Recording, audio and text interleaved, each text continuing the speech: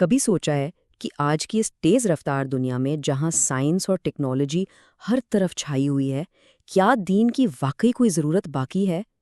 آج ہم اسی بنیادی سوال کو سمجھنے کی کوشش کریں گے اپنے ماخذی مواد کی روشنی میں۔ دیکھیں، آج کی دنیا میں ایک بہت عجیب سی کشمکش نظر آتی ہے۔ تو چلیں ذرا اس الجھن کو سمجھنے کی کوشش کرتے ہیں جو اکثر ہمارے ذہنوں میں پیدا ہوتی ہے۔ ایک طرف تو ہم دیکھتے ہیں کہ کچھ ممالک نے مادی طور پر بے تحاشا ترقی کر لی ہے، لیکن وہاں خاندانی نظام بکھر رہا ہے اور لوگ ذہنی سکون کی تلاش میں ہیں۔ دوسری طرف وہ معاشرے ہیں جو دین کا دعویٰ تو کرتے ہیں مگر اخلاقی طور پر پستی کا شکار نظر آتے ہیں۔ اب یہی صورتحال ہمیں ایک بہت ہی بنیادی سوال پر سوچنے پر مجبور کرتی ہے۔ سوال یہ ہے کہ اگر دین کے بغیر بھی مادی ترقی ہو سکتی ہے تو پھر دین کی ضرورت ہی کیوں ہے؟ کیا یہ بس ایک پرانی روایت ہے یا اس کی کوئی حقیقی اہمیت بھی ہے؟ ہمارا جو ماخوذی مواد ہے وہ اسی سوال کا جواب دینے کی کوشش کرتا ہے۔ اچھا، اس سوال کا جواب ڈھونڈنے کے لیے ہمیں پہلے ان سوالوں پر غور کرنا ہوگا جو ہر انسان اپنے آپ سے پوچھتا ہے۔ میں کون ہوں؟ میں یہاں کیوں ہوں؟ اور میری زندگی کا آخر مقصد کیا ہے؟ بچپن سے ہی ہمارے ذہن میں یہ سوال گونجتے ہیں، یہ دنیا کس نے بنائی؟ میرا مقصد کیا ہے؟ کبھی سنجیدگی سے ان سوالوں پر غور کرنے کا موقع ملا ہے؟ اور یہی وہ فطری تجسس ہے، وہ کھوج ہے جو ہمیں ایک ایسے نظام کی تلاش پر مجبور کرتی ہے جو ہماری رہنمائی کر سکے۔ ہم صرف جینا نہیں چاہتے بلکہ اپنی زندگی کو بامعنی بنانا چاہتے ہیں۔ تو سوال یہ اٹھتا ہے کہ کیا ہماری اپنی عقل، ہمارا شعور ان سارے سوالوں کا جواب دے سکتا ہے؟ چلیں دیکھتے ہیں کہ ہماری سوچ ہمیں کہاں تک لے جا سکتی ہے۔ تو ہمارا سورس مٹیریل کہتا ہے کہ اگر ہم اپنی عقل کا ٹھیک سے استعمال کریں تو ہم خود کچھ بہت اہم منطقی نتائج تک پہنچ سکتے ہیں۔ یہ کوئی الہامی بات نہیں بلکہ خالصتاً عقل کا ایک سفر ہے۔ آئیے اس منطقی سلسلے کو سمجھتے ہیں۔ سب سے پہلے تو جب ہم اس کائنات کے زبردست نظم و ضبط کو دیکھتے ہیں تو ہماری عقل گواہی دیتی ہے کہ اس کا کوئی بنانے والا ضرور ہے جو بہت طاقتور اور حکمت والا ہے۔ پھر دوسری بات یہ کہ اگر اس کائنات کی ہر چھوٹی سے چھوٹی چیز کا کوئی مقصد ہے تو بھلا ہماری زندگی بے مقصد کیسے ہو سکتی ہے؟ یقیناً اس کا بھی کوئی اعلیٰ مقصد ہونا چاہیے۔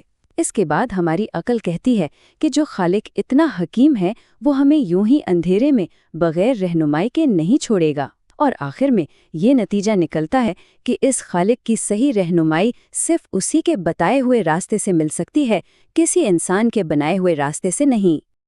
یہاں آ کے وہ گتھی سلجھتی ہے جس کی بات ہم نے شروع میں کی تھی۔ صرف مادی ترقی کافی نہیں ہے، کیوں کہ وہ ہماری زندگی کے حتمی مقصد کا جواب نہیں دیتی اور نہ ہی موت کے بعد آنے والی زندگی کے لیے کوئی تیاری کرواتی ہے۔ تو اس کا مطلب یہ ہوا کہ دین صرف چند رسموں جو عبادتوں کا نام نہیں ہے، بلکہ یہ ایک مکمل نظام زندگی ہے جو ہماری دنیاوی اور روحانی دونوں ضرورتوں کو پورا کرتا ہے۔ یہ ہمیں بتاتا ہے کہ زندگی کیسے گزارنی ہے تاکہ ہم اس دنیا اور آنے والی دنیا دونوں میں کامیاب ہو سکیں۔ لیکن یہاں ایک اور سوال پیدا ہوتا ہے۔ آج کی دنیا میں تو بہت سے راستے ہیں جو رہنمائی کا دعویٰ کرتے ہیں، ہم کیسے پہچانیں کہ صحیح راستہ کون سا ہے؟ تو ہمارا ماخذ کہتا ہے کہ آنکھیں بند کر کے کسی بھی بات کو ماننے کی ضرورت نہیں ہے، بلکہ ہر دعوے کو عقل کی کسوٹی پر پرکھنا چاہیے۔ یہ صرف مان لینے کا معاملہ نہیں بلکہ تحقیق اور جستجو کا سفر ہے۔ ایک سچے دین کی تعلیمات کو عقل اور فطرت کے بالکل مطابق ہونا چاہیے۔ اس کے بنیادی عقائد ایسے ہوں جو وقت کے ساتھ بدلے نہیں اور ہر دور میں قابل عمل ہوں۔ اس کی تعلیمات انصاف، اخلاق اور امن کو فروغ دیں، اور سب سے اہم بات یہ کہ اس کی جو بنیادی کتابیں ہیں وہ اپنی اصل حالت میں محفوظ ہوں تاکہ ہم براہ راست خالق کی بات کو سمجھ سکیں۔ اور اس کی دلیل بہت سیدھی سی ہے۔ کوئی بھی انسان ایک مکمل اور بہترین نظام نہیں بنا سکتا کیونکہ انسان کا علم محدود ہے۔ صرف وہی ذات کامل نظام دے سکتی ہے جس نے اس کائنات کو اور خود انسان کو بنایا ہے۔ تو جب ہم ان سارے عقلی معیارات کو سامنے رکھتے ہیں اور دنیا کے مختلف مذاہب کو دیکھتے ہیں تو ہم کس نتیجے پر پہنچتے ہیں؟ متن کے مطابق اسلام ہی وہ واحد دین ہے جو ان تمام معیارات پر پورا اترتا ہے۔ اس کے عقائد جیسے کہ توحید، عقل اور فطرت سے مکمل ہم آہنگ ہیں۔